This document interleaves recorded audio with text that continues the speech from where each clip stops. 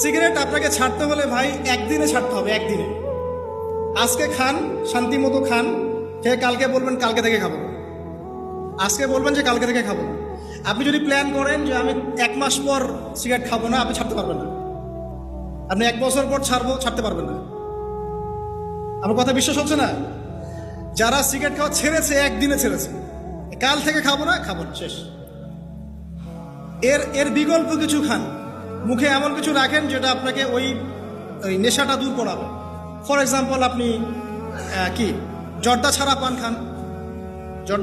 খান, যদি খেতেই চান কিছু, আপনি চকলেট খান অথবা কালিজিরা খান, কিছু একটা মুখে দেন যেটা দিয়ে আপনি আপনার ওই এটা পূরণ করবেন।